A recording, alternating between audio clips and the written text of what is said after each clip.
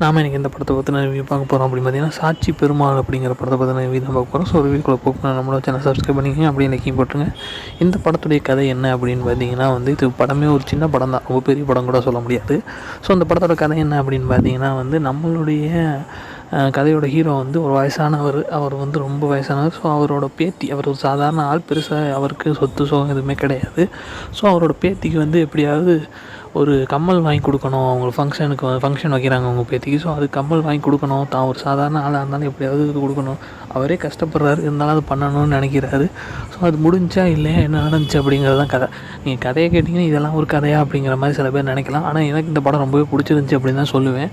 ஏன்னா ஒரு அருமையாக கொண்டு போயிருந்தாங்க. அதே மாதிரி ரொம்பலாம் போட்டு இழுக்காமல் ஷார்ட் அண்ட் ஸ்வீட்டாக சென்டிமெண்ட்டாக அழகாக கொண்டு போயிருந்தாங்க ஒரு கதையை.